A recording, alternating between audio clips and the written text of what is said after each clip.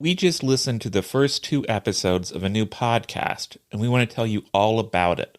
The show is called Nobody Should Believe Me, and it's a groundbreaking investigation into Munchausen by proxy. Anyone who listens to Murdersheet knows we really appreciate a deep dive into a subject.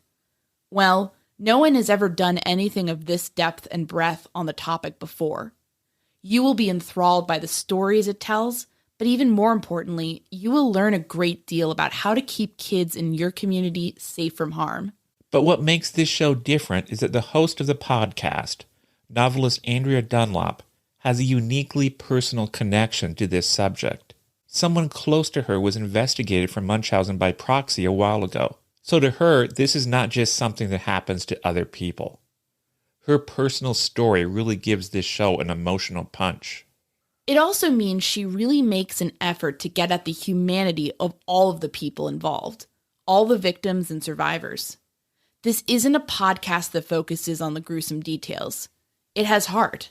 Andrea really uses her storytelling skills to help us get to know the wide variety of people whose lives have been affected by Munchausen by proxy.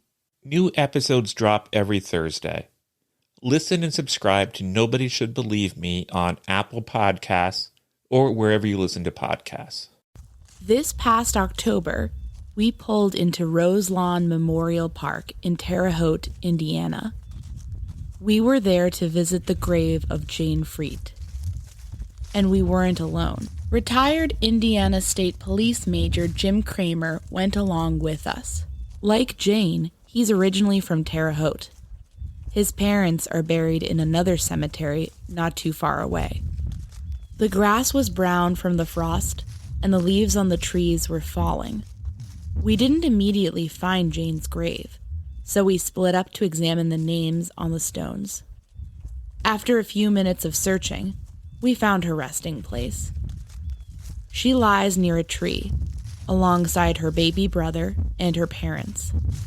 It's haunting to see the familiar name and date right there, carved in stone, on a grave. We visited Jane just before the 42nd anniversary of her death. 42 years, she and the other victims in the Burger Chef murders have waited for answers. We hope they won't have to wait 42 years more.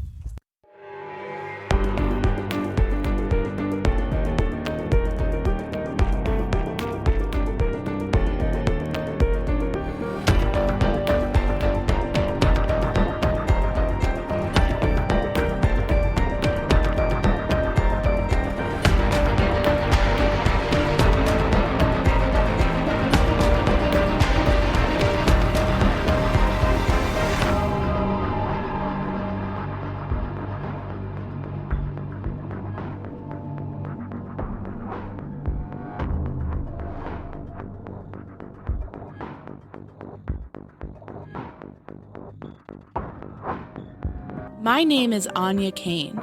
And I'm Kevin Greenlee. And we're the Murder Sheet. We'll be taking a multi-part look into the Burger Chef murders. We'll be presenting you with a new theory about what happened each week as part of our miniseries, You Never Can Forget. On a weekly basis, you're going to hear from figures you've never heard from before. You're going to hear about facts that you've never heard before. And hopefully, you'll walk away with a better understanding of the sheer complexity of this awful crime. We don't just rely on what we've been told or what we've read. We have worked this case ourselves.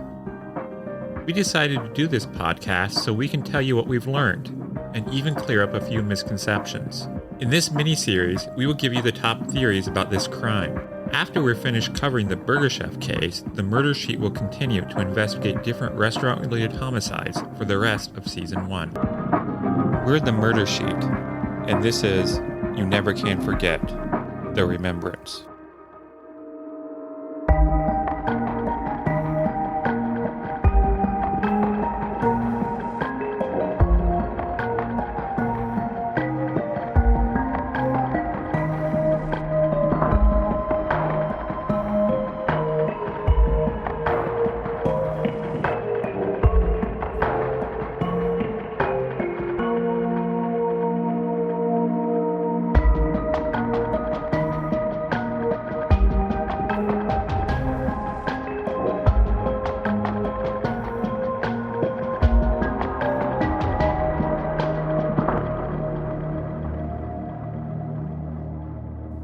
began this podcast on November 17th, 2020, exactly 42 years to the day that 4 young employees vanished from the Burger Chef in Speedway, Indiana.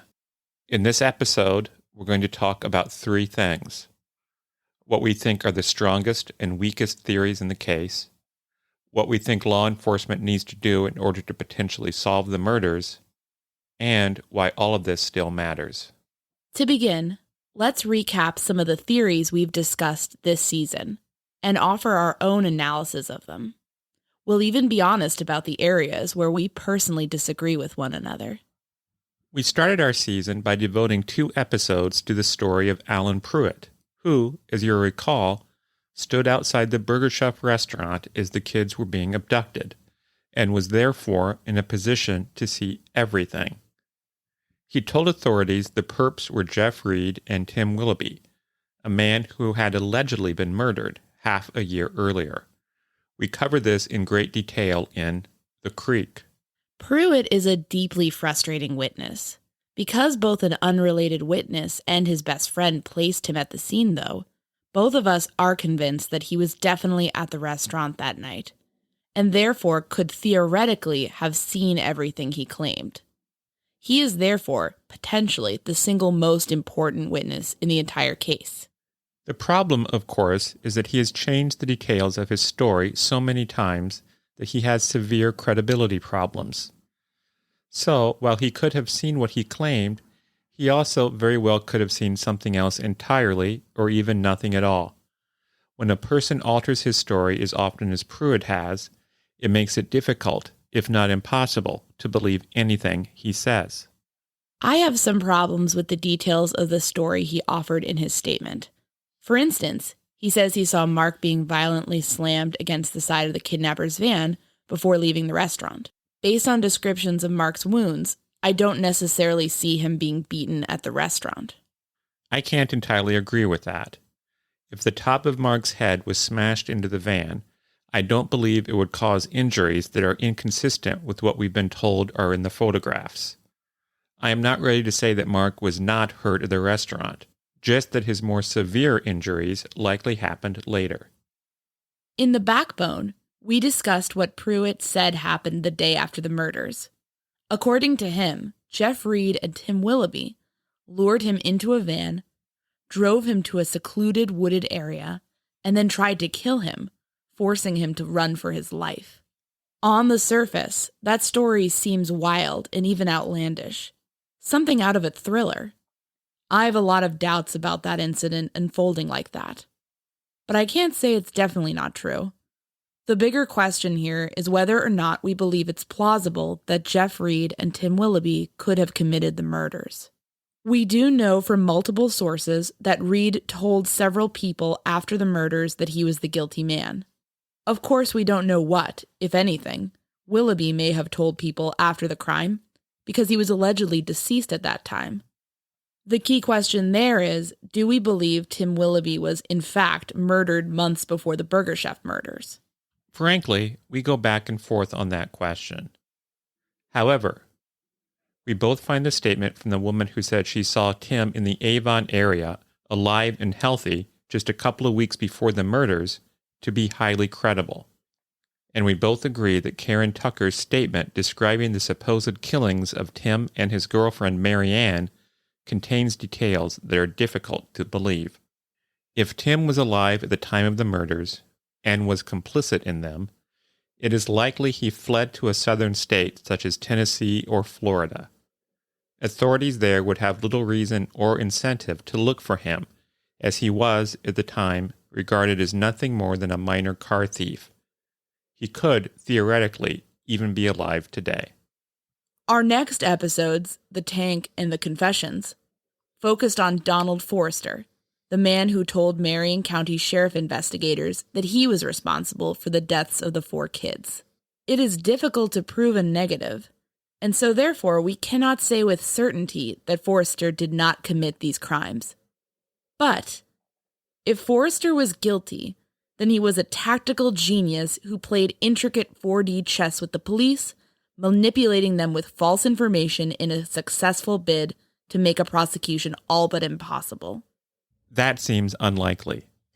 The odds are instead that he bore no responsibility for the Burger Chef murders, and that overzealous or inexperienced investigators who were in over their heads inadvertently fed him information which he used to concoct plausible-sounding confessions. We feel strongly that Forrester was, however, a monstrous man capable of great acts of violence against women.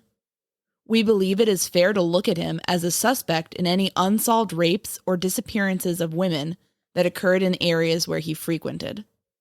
That, rather than the Burger Chef murders, are the sort of crimes we all should be looking at him for. After Forrester, we covered the robbers. This is the theory that the murders were committed by a robbery gang that had been operating in the area. This gang had been targeting Burger Chef restaurants. There wasn't much violence associated with their other crimes, aside from what appeared to be an accidental shooting of a clerk. But in this instance, the theory goes, something went wrong, and the decision was made to eliminate the 4 Burger Chef employees. As we outlined in the episode, there was a great deal of circumstantial evidence that supports this hypothesis. Unfortunately, there is little direct evidence that does so. On the other hand, there is little evidence out there that would disprove or contradict this theory. Of course, if this theory is true, and it may very well be, then some of the men responsible for the murders are still alive, and so may still face justice for what they did. For this reason, we would strongly encourage the investigators now working on this case to explore this angle and see if they can find more evidence that could help either prove or disprove it. Another figure we discussed was Terry, which is not his real name. This is the man who threw a loaded gun out the window of his car near the Burger Chef when he was stopped by police at about the same time as the abductions were occurring. We are obviously open to the idea that this man's presence near the crime with a loaded .38, which was the same caliber of weapon used in the murders, could simply be a remarkable coincidence. But this man's record shows that he was capable of violence, and he, like Pruitt, was definitely in the area at the time of the crime. We feel he deserves much more attention. We would be especially interested in getting more details about the time of the traffic stop. The employees were likely kidnapped no later than around 11:45 p.m. If the traffic stop happened around 11:45, then that seems highly significant. If the traffic stop occurred later, say around 12:15 a.m., then the incident seems less significant. In any case, he is, like some of the members of the robbery gang, a living suspect, and so we feel police should make an effort to track him down and speak with him. I'm particularly interested in Terry as a potential suspect in this case. I want more information on this guy, and I want to find him and ask him what happened that night. We also covered the brothers, Kevin Flemons and James Freet, 2 siblings of victims who some have long whispered may have been tied to the murders in some fashion. For us, Kevin Flemons seems a highly unlikely suspect, although we don't want to rule anything or anyone out entirely. Kevin Flemons was an African American. Our understanding is that his 3 co-conspirators in the 1981 murder of Adrian Brown were also African Americans. If you believe George Nichols and his girlfriend, the teens who saw 2 men behind the Burger Chef shortly before the kidnappings, the perps were 2 white men. But there are circumstantial problems even without that witness sighting. In the African American community around Indianapolis, Speedway was widely known as a racist town in 1978. Speedway police were known to target black drivers for traffic stops and tickets. What's more, the killers drove the victims down to a rural area in Johnson County, which was also known to be unfriendly to black people at that time. Why would Kevin Flemons have risked driving a vehicle full of victims down to an area where law enforcement might have pulled him over solely based on the color of his skin? Jimmy Freet seems like a far more interesting possibility, although there's little direct evidence against the man. If you find the witness sightings credible, he does resemble the bearded man, or at least he did in 1981. We've heard stories that indicate he may not have been especially protective of family members, and the records show he was having financial problems in the late 70s and early 80s. The biggest mark against Jimmy Freed is his 1981 arrest as part of a big cocaine ring. Is it possible that Jimmy Freed's activities prompted other criminals to target his sister Jane? Could he have recruited her to participate in the drug trade? We do wonder if Jimmy Freed could have had a hand in what happened in 1978, or at least carried guilty knowledge that could have helped investigators crack the case. It's fair to say, though, that his arrest on cocaine charges might have made a ripple through the criminal element in Indianapolis, prompting men like Pruitt and Forrester to tie him into their stories on the case. Speaking of major drug gangs, we also spoke about convicted Speedway bomber Brett Kimberlin, the Sons of Silence motorcycle gang, and the buttoned-up drug ring called The Company, in our episode called The Others. We are intrigued by the possibility that a large drug organization was behind the killings. There is no real evidence supporting this, but lots of conjecture from people familiar with the Indianapolis underworld of the 1970s. We'd be curious in knowing more about the different drug businesses that could have been connected to whatever happened. A lot of them seemed nonviolent, or at least not capable of a crime this egregious. We don't understand what would prompt a large drug ring to kidnap 4 employees from a restaurant. If some of the employees had been targets, why not just go after them when they were alone and vulnerable? And why would a savvy drug operation entrust such young people with enough money or drugs to lead to a situation resulting in murder?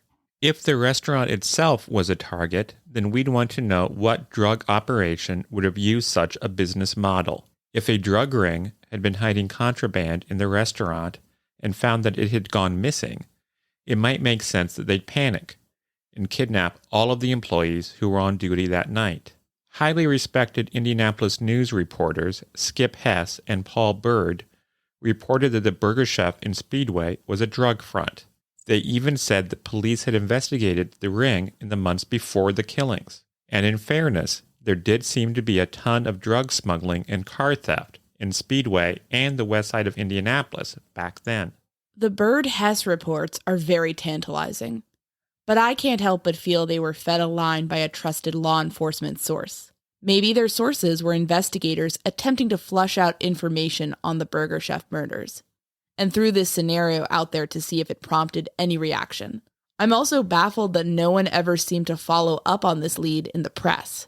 Bird and Hess were excellent journalists, and we know from talking to law enforcement that they were exceptionally well sourced.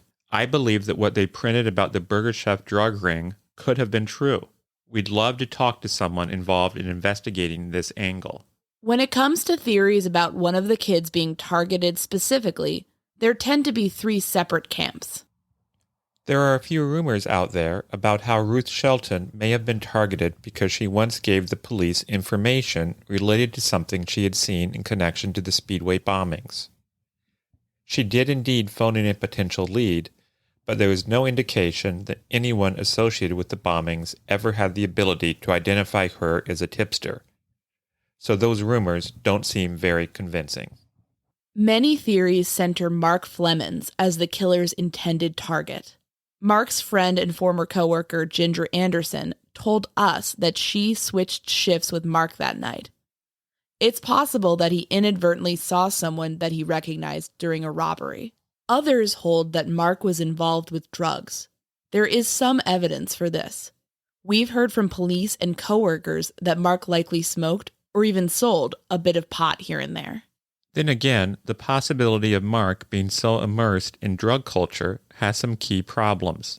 Press reports had the 16-year-old telling a friend that he feared for his life over a $7,000 drug debt. What kind of dealer would give a teenager such a significant line of credit? To be clear, that would be approximately $28,000 today.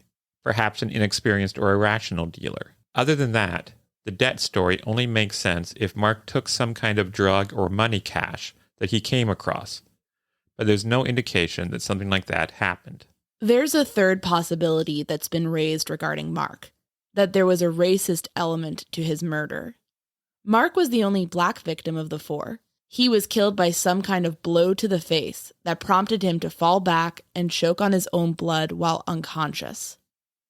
It seems possible that the more personalized violence that this kind of strike could have necessitated could have been motivated by racism, but it's impossible to say based on the information we currently have. There have also been rumors that Mark and Jane were in a relationship and that the killing was therefore racially motivated. That seems highly unlikely. We know that Jane was in a relationship at the time of the killings, and, from what people have told us about her, it seems unlikely she would date a much younger employee. If the murders occurred because one of the employees was being targeted, we believe that Jane seems like a more logical target. She had family connections to the drug trade through her older brother, Jimmy Freet. Pruitt and Forrester, who, to be clear, have serious credibility issues, single her out as the target of the killings. Jane seems to have drifted away from her boyfriend and some friends in the year or so before the murders. And it seems possible that, out of isolation or desperation, she could have turned to selling drugs. But of course, there's nothing concrete pointing to that. We believe that it's also possible that none of the kids were being targeted, and that they were all simply at the wrong place at the wrong time. Regardless of whether any of them were involved with the drug trade, they are victims, and very young victims at that. None of them deserve to die, regardless of whatever was happening in their lives. So that's where we personally stand on each of the issues raised in this mini-series. There's so much information out there, but in some ways, it feels like we're barely below the surface in this case. Let's take a quick break from the Murder Sheet Presents You Never Can Forget to tell you about a podcast investigating yet another unforgettable crime. The Orange Tree is a 7-part series about a 2005 homicide that happened near the University of Texas at Austin. The murder of 21-year-old Jennifer Cave, who was shot, dismembered, and left in a bathtub at her friend Colton Petoniak's apartment, continues to haunt the area to this day. Like the Burger Chef murders, this case features plenty of twists and turns, including Colton's flight to Mexico with another UT student, Laura Hall. Both were later convicted in connection with the crime, although Colton has continued to appeal his verdict and claim innocence. The business student turned convicted murderer now says that he doesn't even remember much about the night Jennifer died. The Orange Tree is reported on and produced by Haley Butler and Tue Thomas, who were both seniors at the University of Texas when they started this project. Together, Haley and Tue strive to piece together this tragic story in an in-depth podcast that features audio from courtroom scenes and interrogation rooms, prison phone calls, and exclusive interviews with both the perpetrators and the victim's family. You can binge all 7 episodes of The Orange Tree today on Apple Podcasts or wherever you listen to podcasts. And now, back to the murder sheet. Now, let's get into 2 of the biggest questions we get asked about this case. Why is it still unsolved, and how can we change that? Answering the first question, why did the Burger Chef murders go unsolved, is complicated. We're not looking to criticize 1978 law enforcement tactics based on modern investigative procedures and technology. Things like DNA analysis were still a ways off back then. Nonetheless, the sloppiness of the Speedway Police Department is perhaps the biggest reason this case went unsolved. The incompetence demonstrated by that department went far beyond anything that could be attributed to hindsight. The lack of drive and caring that this case was shown is immensely frustrating to behold. The Speedway police detective who apparently allowed the Burger Chef to be cleaned up after the disappearances was later revealed to be an alcoholic who was forced to resign after he killed a woman with his car. The Speedway police chief was a disaster at the time, dealing with outright rebellion among the force's rank and file. Speaking to people familiar with the situation, one gets the sense that the murders prompted a collective shrug from the Speedway police. But the Speedway police weren't the only agency to bungle a crime scene here. Forces from Marion County, Johnson County, and the state police convened on the murder site in Johnson County, potentially destroying evidence in the process. We've heard of at least one crime scene technician who carelessly handled the victim's Burger Chef uniforms. It is fair to say that crime scenes were processed differently in the 1970s. But it doesn't appear that basic care was taken with either the abduction site or the murder site. And the result has been 42 years of pain and uncertainty for the families of the 4 young victims. The Burger Chef case is still open with the Indiana State Police. Since the 1990s, the ISP has assigned the case to a single lead detective. First, Stoney Van, then Bill Dalton. We appreciate the efforts of these investigators, who both seem to care deeply about the case and the victims. But these men have both had administrative duties on top of the case. We can't help but feel that the Burger Chef case, and other cold cases like it, would benefit from the establishment of a cold case unit. When we speak to people in Indiana about the Burger Chef case, so many cling to this idea of the good old days, that back in the day, violent crime simply didn't happen. This is a form of selective blindness, and it's simply untrue. Look at the cold cases that occurred in Indiana in the 1960s and 1970s and the 1980s. The good old days start to look like they were engulfed by a wave of violence, one that washed through Indianapolis, the state of Indiana, and the United States as a whole. To act as if the Burger Chef murders represented the end of innocence for Speedway, or Indianapolis, or Indiana, is to ignore all the crime and drugs and violence that marked that time. It also gives a pass to the leaders tasked with keeping the community safe back then, who utterly failed. We're not alone in seeing the pattern of horrific unsolved cases in Indiana from that time. In 1977, veteran crime reporter Larry Incolingo spoke to the Richmond Palladium Item about a recent murder. What I fear most is they'll soon get tired of a stagnant investigation, drop it, and go on to something else. That would be a sad and terrible thing, Incolingo said. He was talking about the disappearance of 20-year-old Indiana University student Ann Harmeier.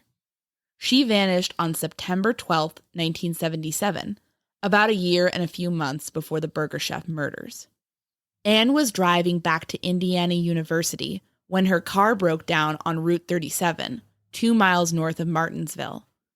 Sometime after that, Ann disappeared. Here's Scott Burnham, Ann's cousin. He was only 10 years old when she vanished. As her body was found about 5 weeks later, about 5 miles east of where her vehicle had stalled. And a farmer who was cutting down his corn crops had come across her body. Her purse was nearby. One of her shoelaces was used to tie her hands around her back, and the other was tied around her neck.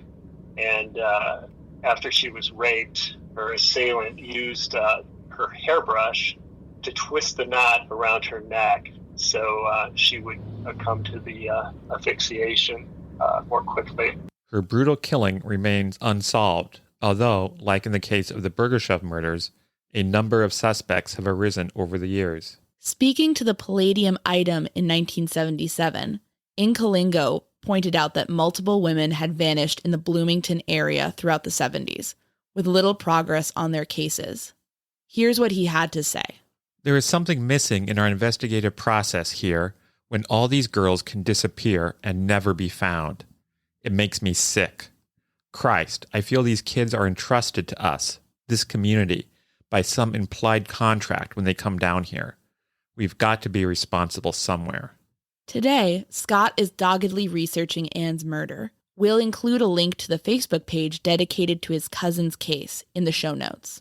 Scott says he's struck by the fact that there were so many unsolved murders in Indiana, especially unsolved rape murders of young women. By his count, there are over 400 unsolved killings on the books in Indiana, and also a backlog of untested rape kits. There were so many women who were murdered, raped, and assaulted, and not only was there an inordinate number of victims, but there appeared to be an extraordinary number of unsolved cases.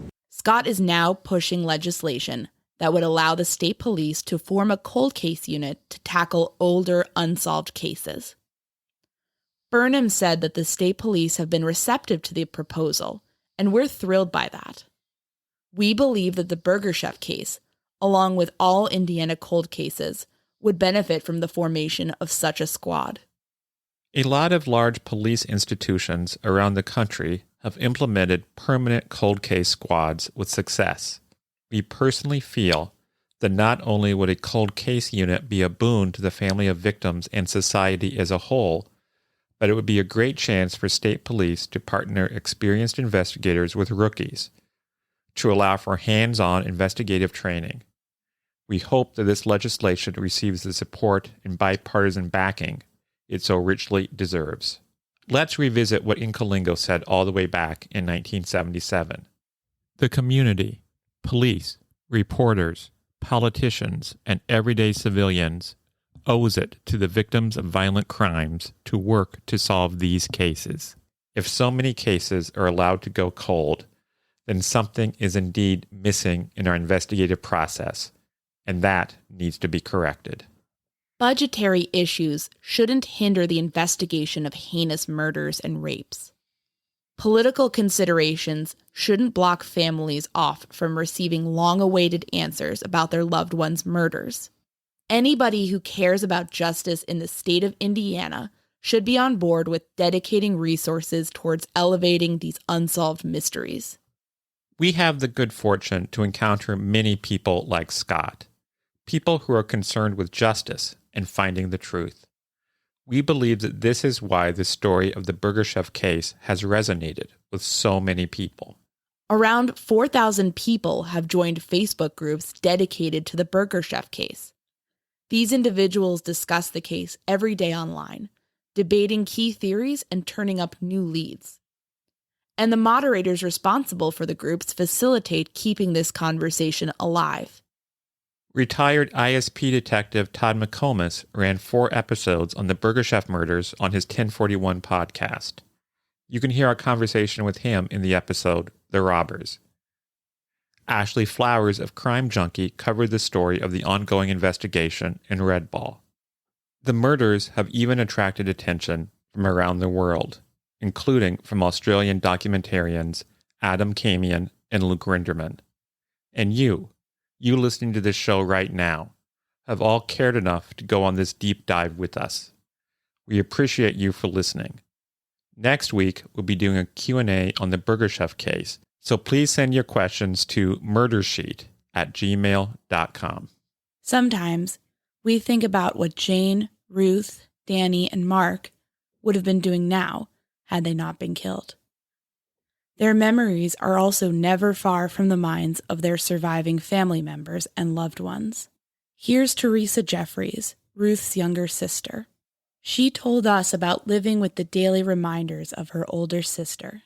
My neighbor has Lily of the Valley across the street, and that always reminded me of when we lived on Lupine, and there was Lily of the Valley that grew beside the house.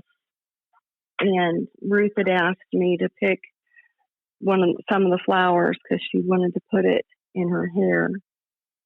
And so that, in my mind, became her flower then. While we'll be wrapping up our coverage of the Burger Chef case by answering some questions next week, we will continue to work on the case and others just like it. When we receive updates, we will share them with you. And we will never forget what happened to Jane and Ruth and Danny and Mark. Before we go, I'll share one story with you. In the fall of 2019, I visited Indiana for the first time to research the Burger Chef case. During my trip, Kevin and I visited St. Christopher, the Catholic church in Speedway, Indiana. It's a little church located on West 15th and Lyndhurst Drive, just up the road from Speedway Police Headquarters. A short walk away from the spot where Jane's Vega was found on the morning after the disappearances. It was November then. In the Christian tradition, November is the month of the dead. St. Christopher had set out a book of remembrance and invited congregants to write the names of the deceased within its pages. Áine and I approached the book and wrote out the 4 names: Jane Freet, Ruth Shelton, Daniel Davis, and Mark Flemons. We will never forget. Thanks for listening to this episode of The Murder Sheet Presents You Never Can Forget. Special thanks to Kevin Tyler Greenlee, who composed the music for The Murder Sheet, and who you can find on the web at kevintg.com. To keep up with the latest on the Murder Sheet, please make sure to follow us on Instagram and Twitter at Murder Sheet, and on Facebook at MSheet Podcast or by searching Murder Sheet. For exclusive content like bonus episodes and case files, become a patron of the Murder Sheet on Patreon at patreon.com/murdersheet. If you enjoyed listening to the Murder Sheet, please leave us a 5-star review to help us gain more exposure. And send tips, suggestions, and feedback to murdersheet@gmail.com. Thanks so much for listening. Before you go, please stick around to hear from our friend Nina from the Already Gone podcast, a great show you should definitely be checking out. I first learned about the Burger Chef murders from her 2016 episode on the case.